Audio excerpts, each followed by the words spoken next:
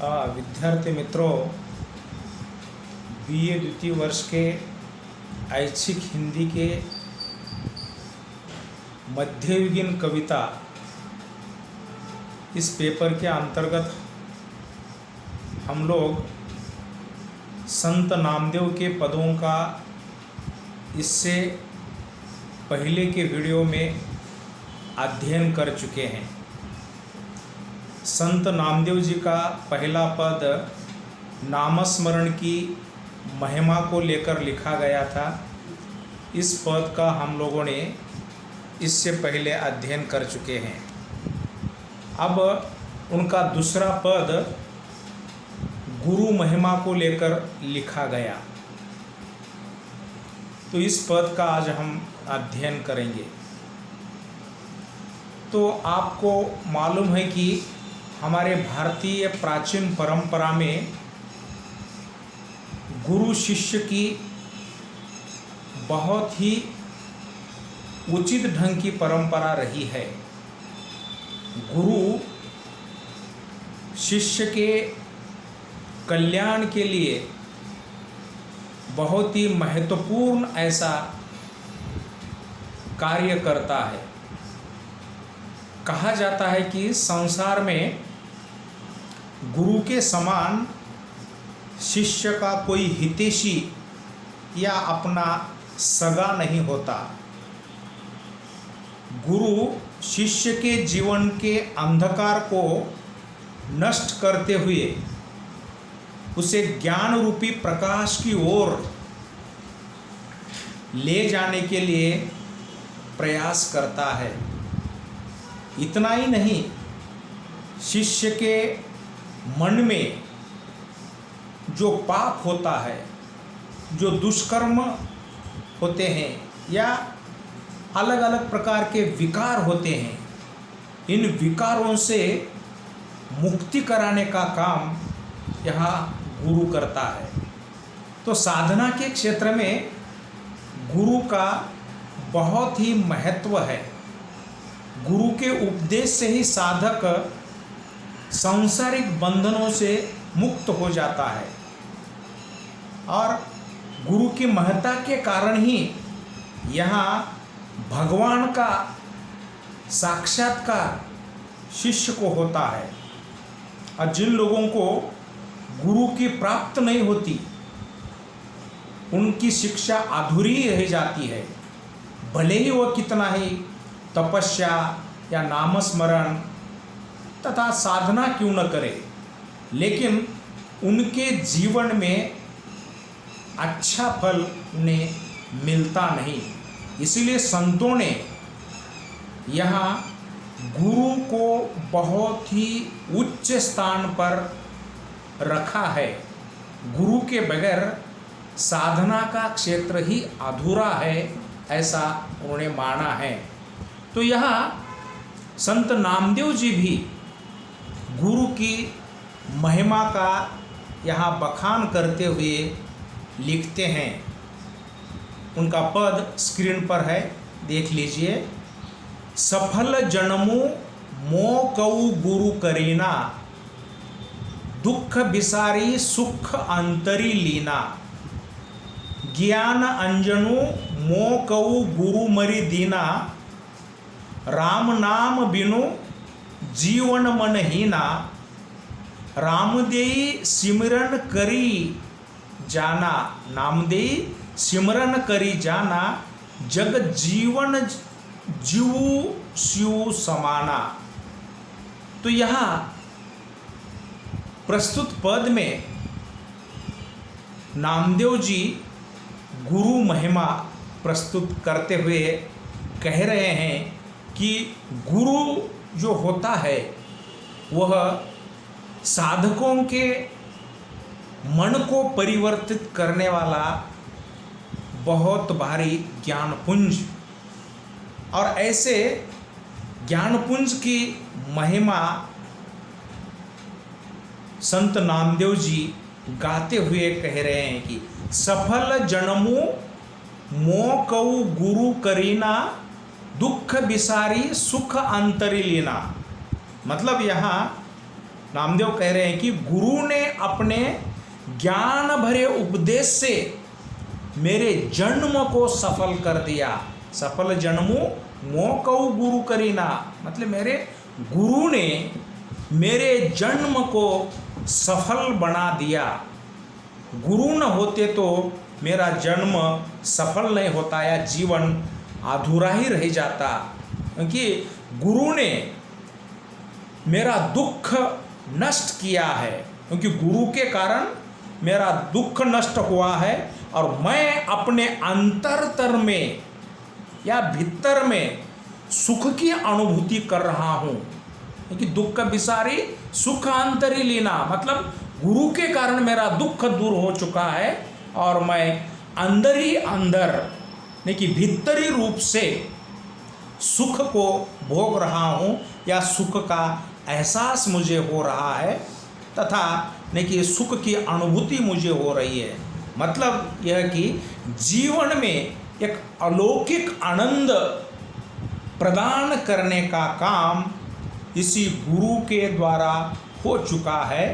इसीलिए गुरु साधना के क्षेत्र में नहीं कि यहाँ शिष्य को बहुत कुछ मार्गदर्शन करने वाला होता है। जैसे कि यहाँ नामदेव जी ने कहा है कि गुरु के ज्ञान भरे उपदेश के कारण नहीं कि शिष्य का जीवन भी सफल हो जाता है, उनका दुख दूर होते हुए नहीं कि आंतरिक सुख की उन्हें अनुभूति होती है।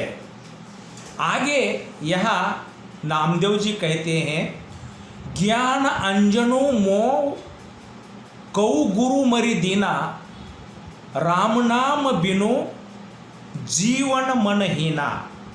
मतलब यहाँ देखिए सरल से शब्द भले ही देखिए उस समय की अपभ्रंशीकृत भाषा के हैं, लेकिन उसका भावार्थ सीधा साधा सरल सा है। यहाँ नामदेव जी कह रहे हैं कि नहीं कि ज्ञान अंजनु, यानी कि ज्ञान मतलब ज्ञान, अंजनु यानी कि काजल, अंजन, ज्ञान अंजनु मोकऊ गुरु मरि दीना, मतलब गुरु की कृपा से मुझे ज्ञान रूपी अंजन की प्राप्ति हो चुकी है। देखिए नेत्रों को जो लगाने वाला अंजन, देखिए ये लगाने से नेत्र में एक दृष्टि आ जाती है, ऐसा कहा जाता है। तो ये देखिए गुरु के कारण मुझे संसार को देखने की दृष्टि प्राप्त हो चुकी है। इसलिए गुरु ने मुझे एक ज्ञान रूपी अंजन यहाँ दिया है, या ज्ञान रूपी अंजन की प्राप्ति मेरे गुरु के कारण मुझे हो चुकी है। इसलिए स्वयं को यहाँ नामदेव जी कह रहे हैं कि नहीं कि यहाँ राम बिनु जीवन मन हीना, मतलब जीवन मन राम बिनु मतलब यहाँ प्रभु, राम का अर्थ यहाँ प्रभु से लेना है, परमेश्वर या उनके आराध्य से लेना है। तो देखिए ये आराध्य की प्राप्ति के लिए गुरु का मार्ग बहुत जरूरी है। इसलिए अपने मन को कह रहे हैं कि ये मन तू समझ लेना कि देखिए इस गुरु के बगैर या राम के बगैर देखिए ये जीवन व्यर्थ है। हीना मतलब यहाँ व्यर्थ है। राम बिनु जीवन मन हीना, ये मन तुझे यहाँ पर समझ लेना चाहिए कि यहाँ परब्रह्म के बजाय परब्रह्म से कोई जीवन की नहीं कि यहाँ पूर्ति नहीं होती, या परब्रह्म के बगैर जीवन ही व्यर्थ है। इस प्रकार यहाँ गुरु की महत्ता को संत नामदेव जी ने बताया है कि यहाँ कि गुरु के जो ज्ञान रूपी उपदेश प्राप्त करने के बाद कि कहीं न कहीं कि इंसान जो होता है कि उनको जीवन सफल जीने में मार्गदर्शन मिलता है। क्योंकि गुरु के उपदेश से जीवन क्या है इसकी उनको कि एक ज्ञान प्राप्ति होती है, और इसी ज्ञान के आधार पर ही वो चलता है।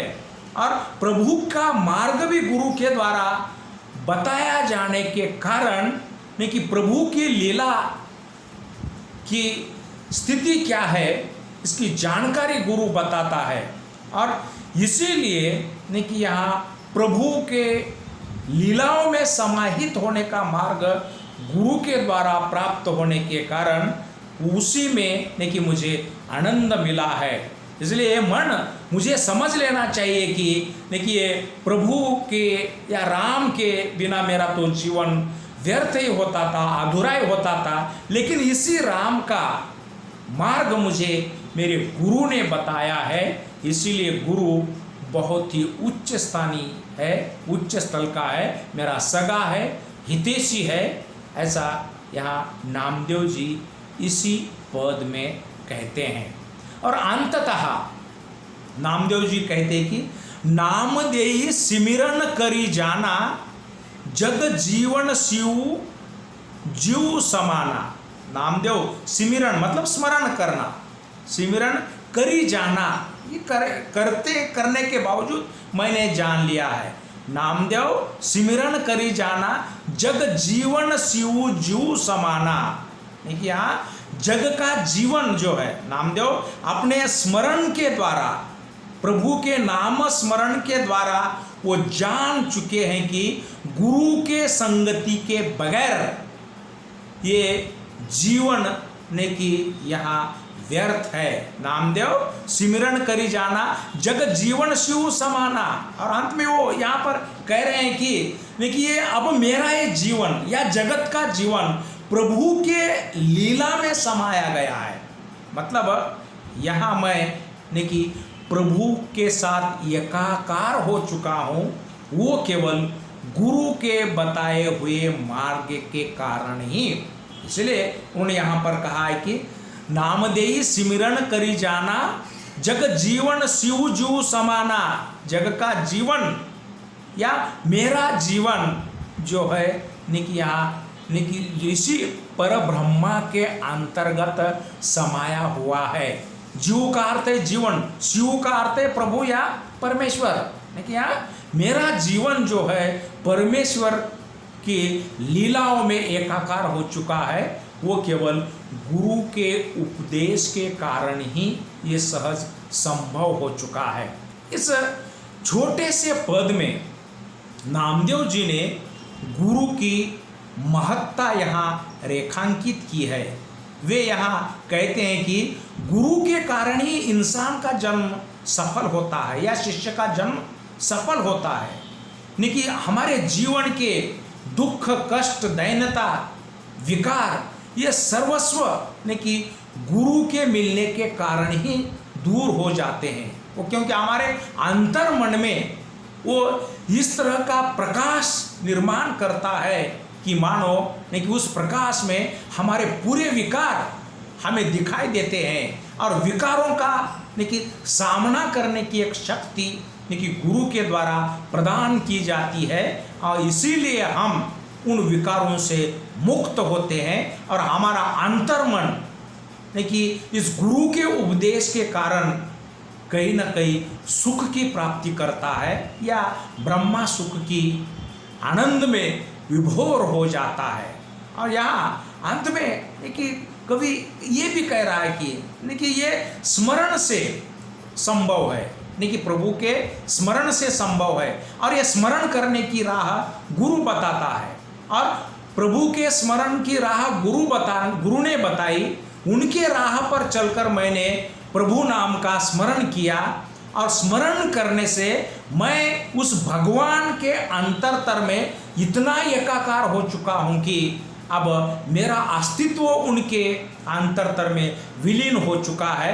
मैं भी प्रभु जैसा ही ने कि यहाँ पर पवित्र बन चुका हूँ, ऐसा वो कह रहे हैं। या मैं भी प्रभु में समा चुका हूँ। लेकिन ये केवल ने कि यहाँ गुरु के कारण ही संभव है। इसीलिए इस पद में आपको इतना ही स्मरण रखना है कि गुरु जो होता है वह शिष्य के ज्ञान चक्षुओं को खोलने वाला बहुत ही महत्वपूर्ण ऐसा व्यक्ति रूप होता है। क्योंकि उनके द्वारा जो संदेश दिया जाता है, उनके द्वारा शिष्य को जो उपदेश दिया जाता है, वो पवित्र रूप का होता है। शिष्य के जीवन में सुधार लाने वाला उनका उपदेश होता है, और उन्हीं के मार्ग पर अगर शिष्य चलता है तो जरूर उनको जीवन में सफलता मिलती है। वो सांसारिक मोहजाल से दूर हो जाता है, सांसारिक पीड़ा, दुख, दर्द, वेदना से वो मुक्त होकर ने कि यहाँ प्रभु के लीलाओं में एकाकार हो जाता है।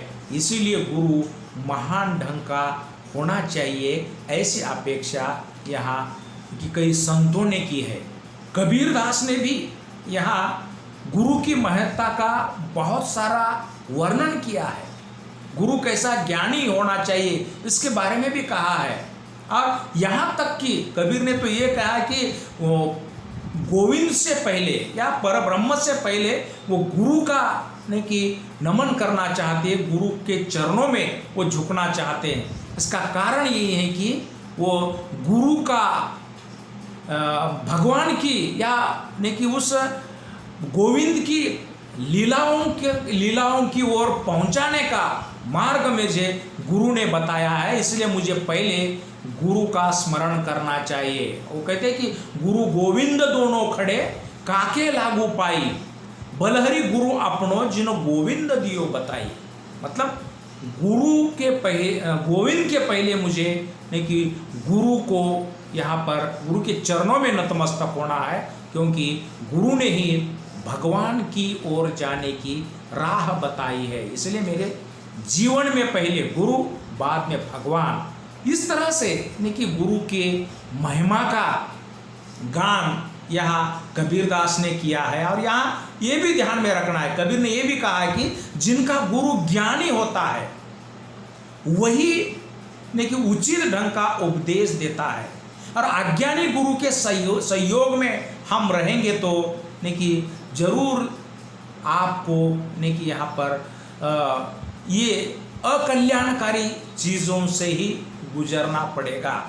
इसलिए कबीर ने एक स्थल पर कहा कि जाका गुरु भी आंधेला वहाँ का चेला करा निरंद, आंधे आंधे ठेलिया दोनों का कूप पड़ जाए तुरंत। देखिए दोनों ही देखिए अंधकार के इस पतन के कुएं में पड़ जाएंगे, क्योंकि दोनों ही अंधे बन जाते हैं। इसलिए गुरु ज्ञानी होना चाहिए, क्योंकि अज्ञानता का, तमस का, अंधकार का नाश करने वाला ज्ञानी गुरु अगर है तो ही ने कि ये सर्वस्व उनका जीवन सफल बना सकता है। इसीलिए गुरु की महिमा ने कि मानवीय जीवन में भी उतनी महत्वपूर्ण है, और सभी संतों ने, निर्गुण संतों ने यहाँ गुरु महिमा का बखान किया है। तो उस गुरु महिमा के संदर्भ में आपको ने कि यहाँ ये जो एक पद दिया गया, उस पद का ने कि हम लोगों ने इस तरह से संक्षेप में अध्ययन किया है। इसके पश्चात दूसरे वीडियो में ने कि नामदेव जी का अगला पद ने कि आपको अध्ययन के तौर से हम देखेंगे। तब तक के लिए धन्यवाद।